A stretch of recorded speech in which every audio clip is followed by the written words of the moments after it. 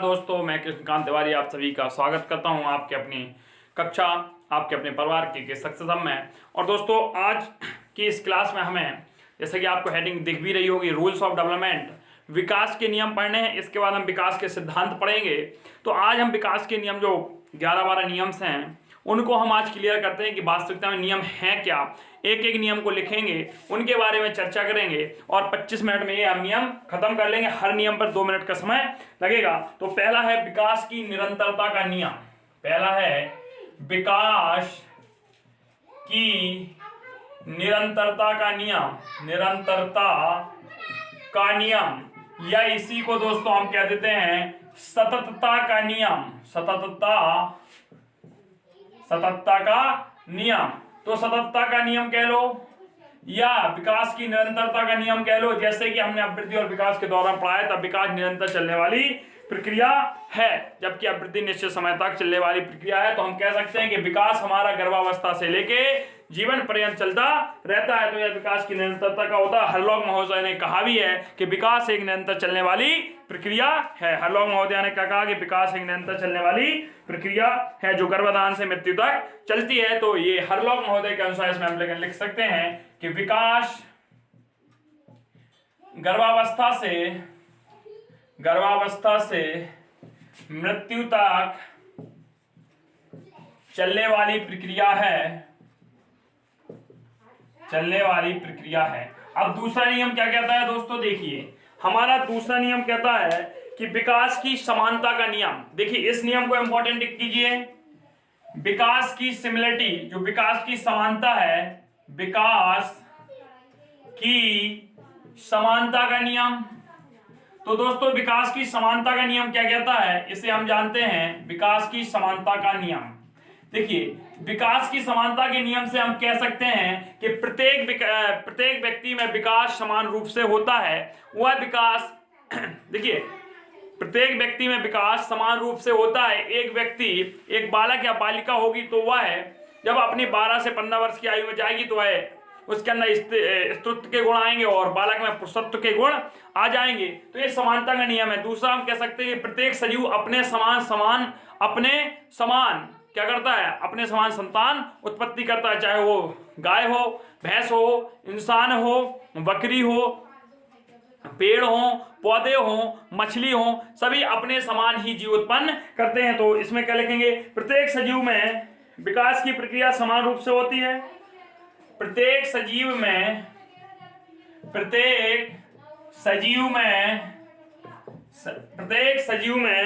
विकास की प्रक्रिया समान रूप से होती है। विकास की प्रक्रिया समान रूप से होती है,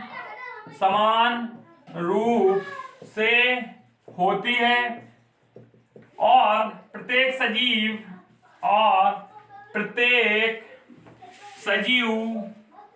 अपने समान ही संतान क्या करता है, अपने समान जीव उत्पन्न करता है। संतान नहीं लगाया तो आप क्या लिख लीजिए, अपने समान जीव उत्पन्न करता है। या अपन इस प्रकार से कह सकते हैं कि विश्व का कोई भी व्यक्ति हो, जैसे कि विश्व का कोई भी व्यक्ति होगा तो उसमें समानता के नियम पाया जाएगा, अर्थात उसका विकास सिर से पैर की तरफ ही होगा। उसका विकास जो होगा वो वर्तुलाकार ही होगा। ये भी समानता का नियम हम बोल सकते हैं। या हम कह सकते हैं कि युवावस्था में जब आएगी तो दाढ़ी जरूर आएगी। लेकिन यहाँ पर हम इसके बाद एक नियम और इसी का कटाक्ष बता रहे हैं। तो अब आप लोग कंफ्यूज होने वाले हैं कि विकास कहता है, देखिए भाई अगला रूल्स जो बोलता है वह कहता है विकास की व्यक्तिगत विभिन्नता का नियम। देखिए विकास की व्यक्तिगत विभिन्नता का नियम, तीसरा नियम। और इस नियम को आते ही सारा विकास यही स्टॉप हो जाता है। और इसको समझ लिया मतलब विकास को समझ लिया। विकास की व्यक्तिगत विभिन्नता या व्यक्तिगत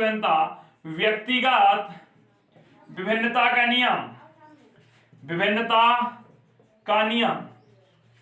दोस्तों विकास की व्यक्तिगत विभिन्नता का नियम क्या कहता है, इसको जानते हैं। तो विकास की व्यक्तिगत विभिन्नता का नियम हमसे कहता है कि विकास की दर भिन्न भिन्न होती है। प्रत्येक व्यक्ति में विकास की दर भिन्न भिन्न होती है। अर्थात आपने देखो, मैं एक नॉर्मल सा एग्जांपल लेता हूं। आपने देखा होगा कि किसी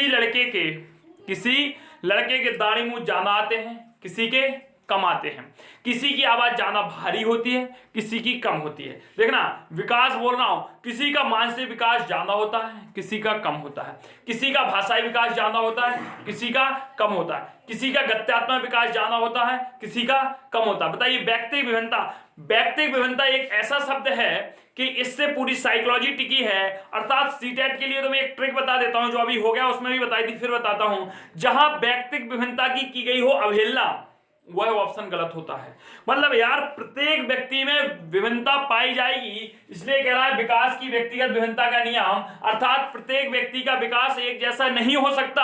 आप नहीं कह सकते कि राम जी का लड़का 6 महीने 7 महीने में बोलने लगा था तो श्याम जी का लड़का भी बोलेगा। आप नहीं कह सकते हैं कि फलाने जी का लड़का 12 महीने में दौड़ने लगा था और शर्मा जी का लड़का भी 12 महीने में दौड़ेगा। आप नहीं कह सकते हैं कि रावत जी का बच्चा 18 महीने में कड़ाम बोलने लगा था, फाइट करने लगा था, तो शर्मा जी का भी लड़का करने लगेगा। नहीं बोल सकते हैं।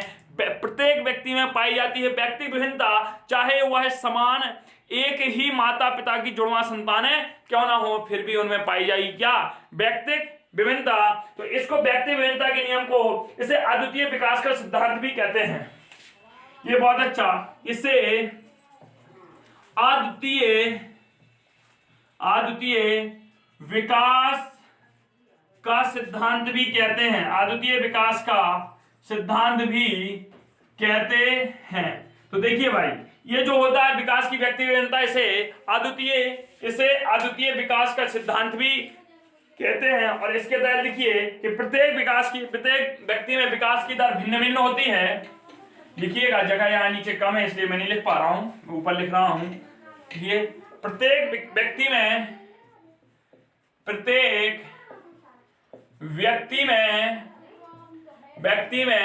विकास की दर भिन्न भिन्न होती है। किसी का शारीरिक विकास ज्यादा होता है, किसी का कम होता है, किसी का भाषाई विकास ज्यादा होता है, किसी का कम होता है, किसी का सामाजिक विकास ज्यादा होता है, किसी का गत्यात्मक विकास ज्यादा होता है, किसी का नैतिक विकास ज्यादा होता है। अब दोस्तों, अगला हम पढ़ते हैं विकास के परस्पर संबंध का नियम, इसी से जुड़ा हुआ विकास के परस्पर संबंध का नियम। विकास, देखिए इस नियम को भी इंपॉर्टेंट टिक करिए। विकास के परस्पर संबंध का नियम, विकास के परस्पर संबंध का नियम। तो भाई क्या है विकास के परस्पर संबंध का नियम? तो हम कहेंगे कि जो विकास होता है वह एक दूसरे से अंतर संबंधित होता है। जैसे कि जो नैतिक विकास होगा, ध्यान देना, जो नैतिक विकास होगा बच्चे का, नैतिक विकास वह कन्फर्म है जुड़ा होगा सामाजिक विकास से।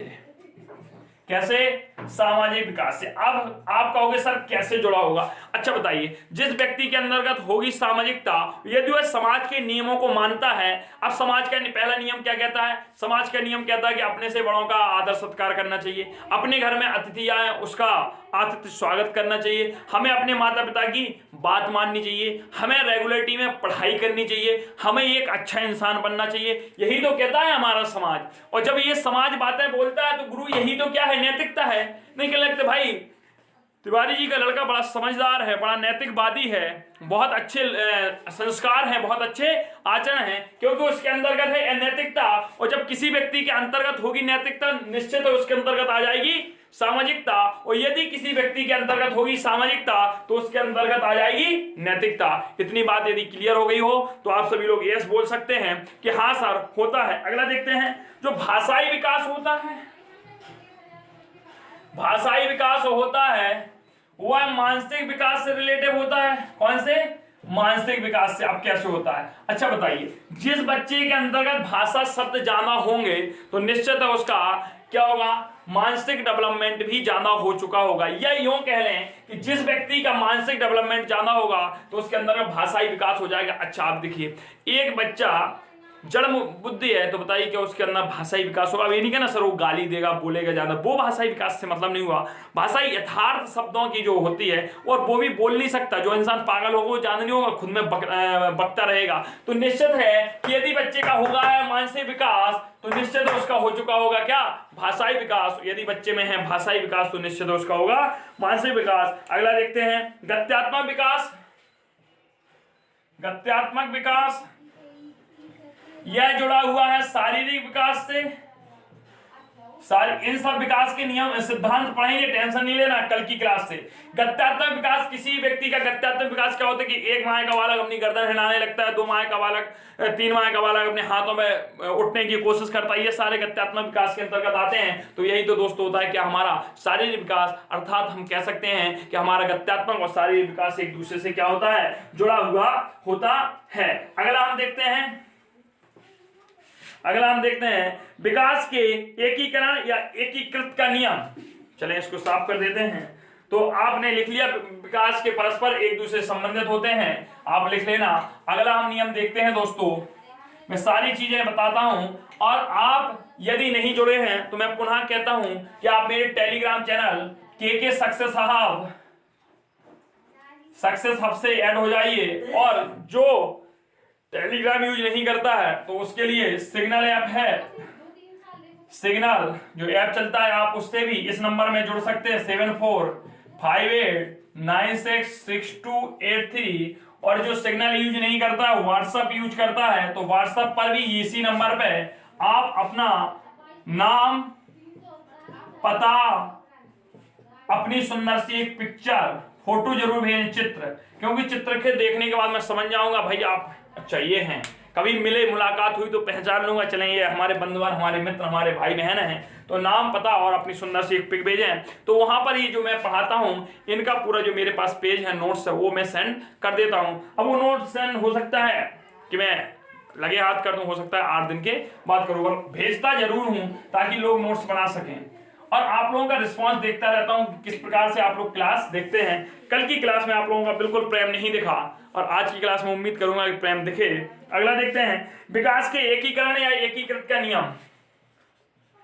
विकास के एकीकरण या एकीकृत नियम, एकीकृत का नियम। अब भाई ये नियम क्या कहता है, 5वां नियम बोल रहा है। ये तो कौन सा नियम है, 5वां नियम है। तो विकास के एकीकरण का नियम कहता है कि पहले संपूर्ण शरीर को, फिर अंग को, फिर भागों को, फिर दोनों में समन्वय स्थापित कर लेता है। अर्थात कहने का मतलब होगा कि बालक सर्वप्रथम अपने पूरे शरीर का इस्तेमाल करता है। आपने देखा होगा जब बालक घसुटता है तो पूरे शरीर की ताकत लगाता है, लेकिन फिर वह धीरे धीरे अपने एक अंग पर क्या करता है, एक अंग पर प्रयास करता है, एक अंग पर जोर देता है और उसमें दक्षता हासिल करता है, और फिर उसके बाद वह पूरे शरीर के साथ समन्वय स्थापित कर लेता है कि अब हमें कब राइट हाथ उठाना है, कब लेफ्ट उठाना है, कब अपन को मुंह चलाना है, कब पैर चलाने हैं, क्या हाथ करने। तो लिखते हैं इसमें कि इस नियम के अनुसार बालक सर्वप्रथम अपने शरीर के एक पूर्ण अंश का संचालन सीखता है, उसके बाद अन्य छोटे भागों का। लिखिए, इस नियम के अनुसार बालक पहले अपने शरीर का इस्तेमाल करता है। क्या करता है, अपने शरीर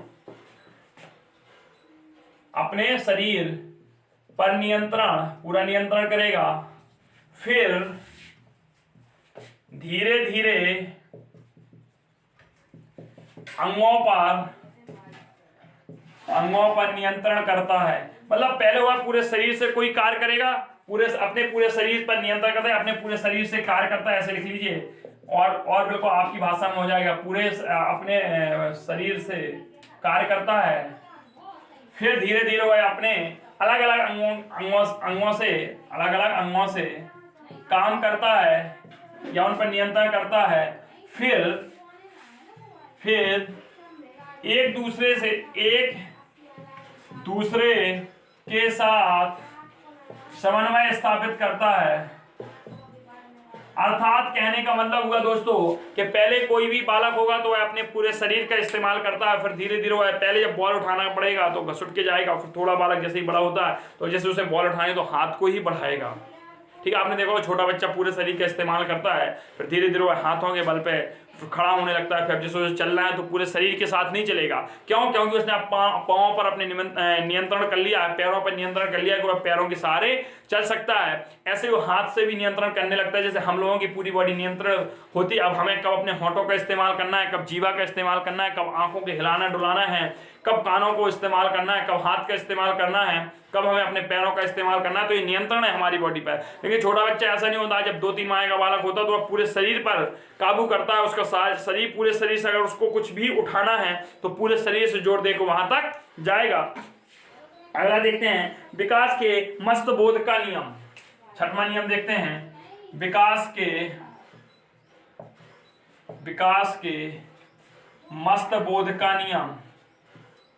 मस्त बोध का नियम, तो विकास के मस्त बोध का नियम हम देख लेते हैं कि मस्त बोधमुखी नियम हमारा क्या कहता है। और इस नियम के अनुसार बालक का विकास सदैव जो होता है मस्तबोधमुखी सिर से पैरों की ओर होता है, या इसे विकास की दिशा का सिद्धांत भी कहते हैं। या क्या कहते हैं? विकास की दिशा का सिद्धांत। विकास की दिशा का सिद्धांत।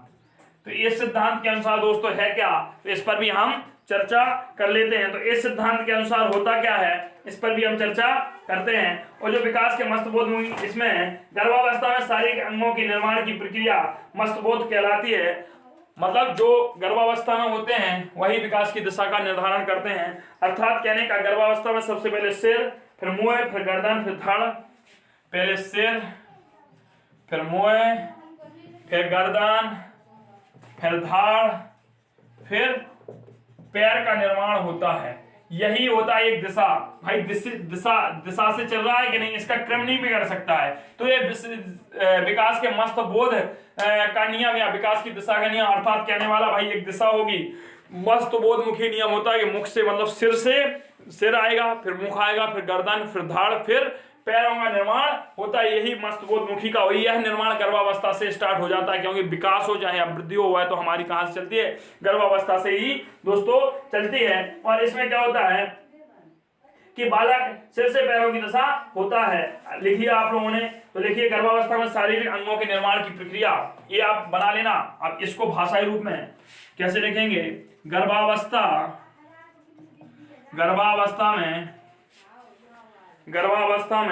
शारीरिक अंगों के निर्माण की प्रक्रिया, शारीरिक अंगों के निर्माण की प्रक्रिया मस्तबोध मुख कहलाती है। मस्तबोध मुख कहलाती है।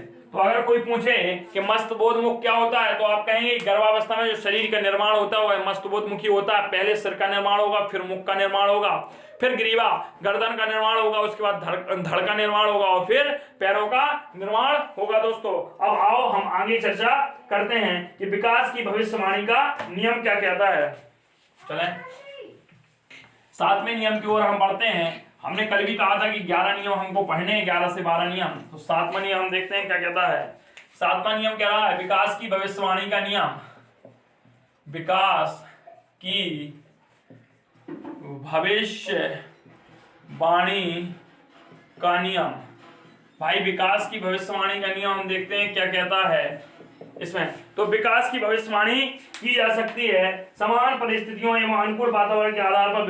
विकास की भविष्यवाणी की जा सकती है मतलब समान परिस्थितियां हो और अनुकूल वातावरण हो, तो आप बता सकते हैं कि कौन सा बच्चा कितना प्रोग्रेस करेगा। तो आप लिख सकते हैं समान परिस्थितियों एवं अनुकूल वातावरण के आधार पर, समान परिस्थितियों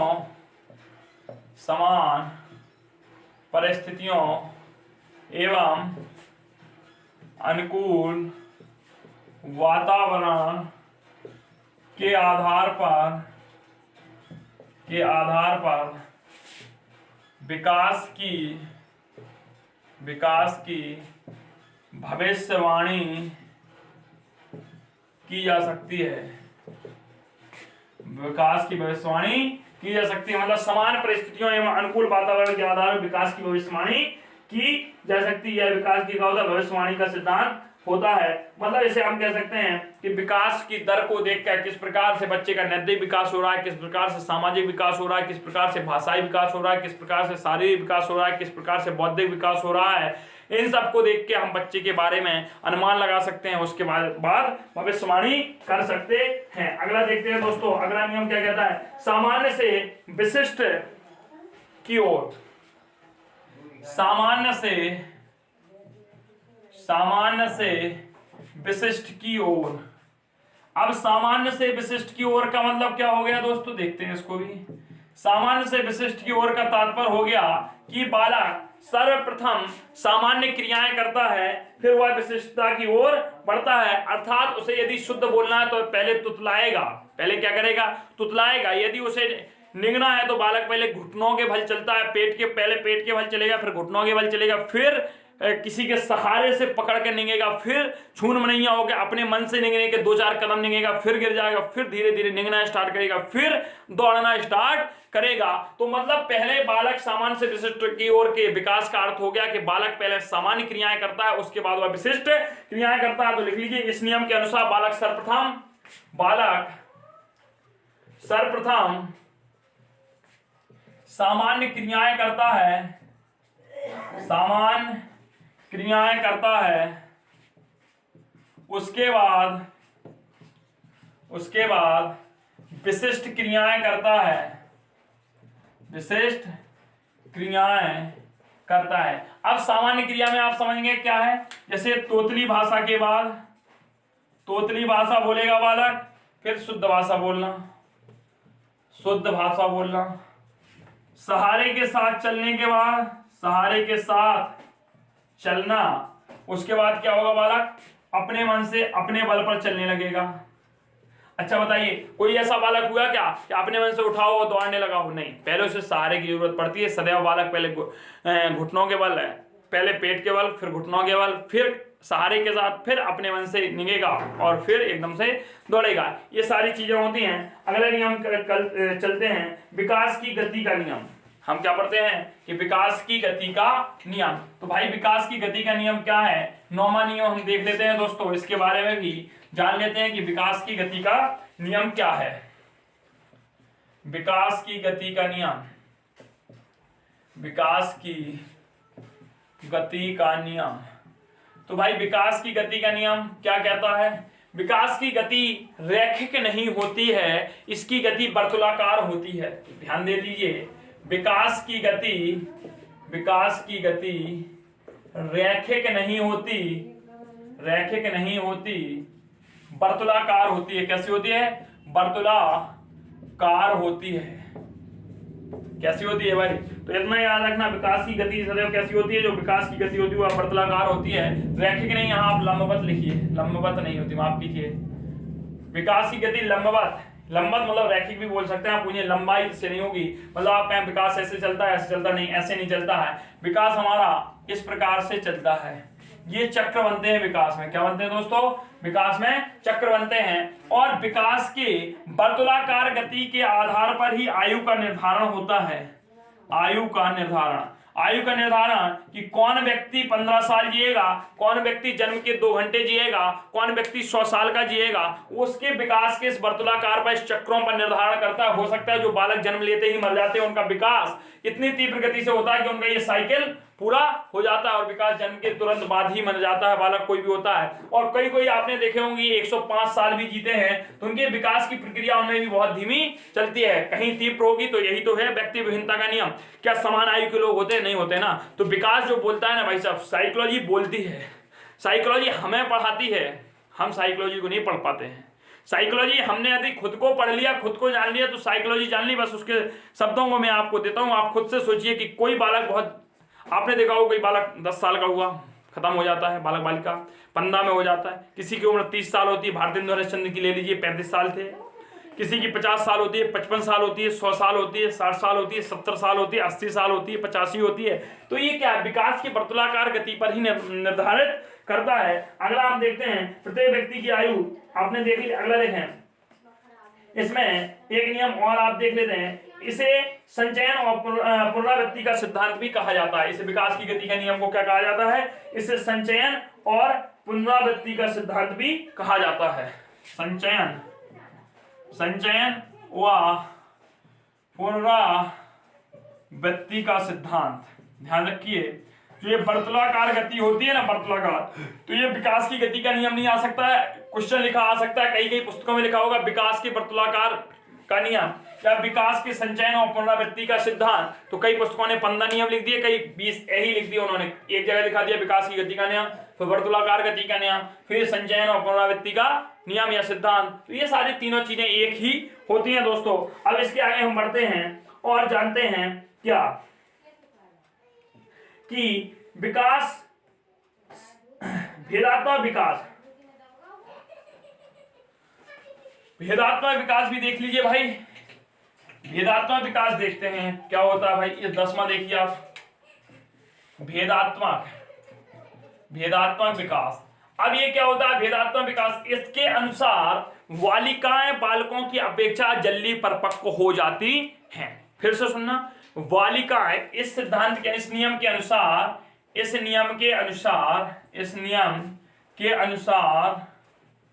बालिकाएं बालकों की अपेक्षा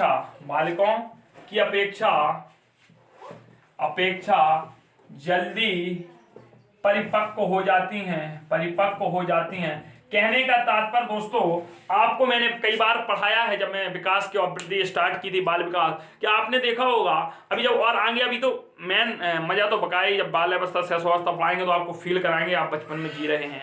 तो देखिए इसमें होता क्या है, आपने देखा होगा कि आपके साथ पढ़ने वाले आपके बहन भाई दोस्त जो भी लड़की है कि वह आप देखते हैं कक्षा 6-7 तक ऐसा लगता है जैसे हमारे बराबर हो, 6-7 तक, और 8-9 2 क्लासेस में वो हम लोगों से बालकों की अपेक्षा ज्यादा बड़ी दिखने लगती है। और रिसर्च के मुताबिक जो बालकों में युवावस्था होती है प्रारंभ 15 वर्ष से होती है, जबकि बालिकाओं में 12 वर्ष से परिपक्वता अवस्था की उम्र जागृत हो जाती है। तो इतना याद रखना, बालिकाओं की उम्र 12 होती है, 15 ये सरकार भी मानती है। तभी तो 21 वर्ष का होना चाहिए लड़का, ये आया हुआ टीईटी में क्वेश्चन है, और 18 वर्ष की होनी चाहिए लड़की। ऐसे ही थोड़ी कह दिया। तो ये भेदात्मक विकास कहता है कि भाई बालिकाओं का विकास, बालिकाओं में जो परिपक्वता आ जाती है वो बालकों की अपेक्षा जल्दी आ जाती है। बालिकाओं में सामाजिक विकास भी बालकों की अपेक्षा शीघ्र हो जाता है, और बालिकाओं में शर्मिला गुण ये वगैरह चीजें सब बालकों की अपेक्षा अपन लोग तो हूड़ रहते हैं फिलहाल, जल्दी आ जाते हैं। तो भेदात्मक विकास हो गया। आगे हम बात करते हैं दोस्तों, और एक विकास और है, और वंशानुक्रम और वातावरण की अंतःक्रिया का सिद्धांत। इसी में देख लीजिए, वंशानुक्रम और वातावरण की अंतःक्रिया, मैं कई बार बता चुका, ये नियम है अपना। तो इसमें क्या है, वुडवर्ड महोदय के अनुसार के वंशानुक्रम वातावरण का योगात्मक नहीं गुणात्मक होता है। अर्थात कहने का मतलब, यदि बीज वंश है तो उसे सींचने वाला पर्यावरण वातावरण ही चाहिए। उसे सींचने वाला पोषित करने वाला कौन होता है? वातावरण होता है। एक और लिखिए, विकास पूर्वानुमेय होता है। ये भविष्यवाणी का नियम ही है, देख लीजिए, विकास पूर्वानुमेय होता है। अर्थात कहने का मतलब हम कह सकते हैं दोस्तों कि इस नियम के अनुसार बालक बालिकाएं जन्म के पूर्व उनके विकास से संबंधित पूर्वानुमान लगाया जाता है। मतलब कहने का, यदि बालक गर्भावस्था में है बालक बालिका, तो उनके पूर्वानुमान लगाए जा सकते हैं बालक कैसे होंगे। तो ये आज हमने बालकों के पूरे नियमों को पढ़ा। अब इसके बाद हम दोस्तों बाल विकास के सिद्धांत पढ़ेंगे। अभी अवस्थाएं नहीं ले रहे, अवस्थाएं बाद में लेंगे हम। इसके बाद अब बाल विकास, हमने विकास के नियम पढ़ लिए, अब हम विकास के आयाम पर ना जाके विकास के सिद्धांतों पर चलते हैं। कहां चलते हैं? चलिए हम पढ़ेंगे विकास के सिद्धांत। क्या पढ़ना है आप? अवस्थाएं भी पढ़ाएंगे, पहले उसके पहले सिद्धांत पढ़ते हैं। और विकास के सिद्धांत में कल हमारा पहला सिद्धांत होगा मनोविश्लेषणवाद सिद्धांत, तो हमारे सिगमंड फ्राइड का था। कौन सा सिद्धांत होगा कल हम पढ़ेंगे? मनोविश्लेषणवाद सिद्धांत जो हमारे सिगमंड फ्राइड ने दिया था। फिर इन्हीं का लैंगिक विश्लेषणवाद सिद्धांत भी पढ़ेंगे, फिर नॉन चॉम्स्की को पढ़ेंगे, लेविन्स्की पढ़ेंगे, जीन पियाजे पढ़ेंगे, कोलबर्ग पढ़ेंगे। उसके बाद हम अवस्थाओं पर आएंगे, क्योंकि ये भी टॉपिक खूब तगड़े पूछे जाते हैं, अवस्थाएं यहां से भी बनती हैं। तो आप मजे लेके पढ़िए, और कल की क्लास कोई भी मिस नहीं करेगा। अपने सभी दोस्तों को बता दिए, कल महान सिद्धांत मनोविश्लेषणवाद, इसमें हम व्यक्तित्व को भी शामिल करके उपटा देंगे कल। तो कल की क्लास धमाकेदार होगी, 40 मिनट की कम से कम क्लास होगी। कल की क्लास भी देखना ना भूलें। बाय, टेक केयर, मिलते हैं मैथ की क्लास में।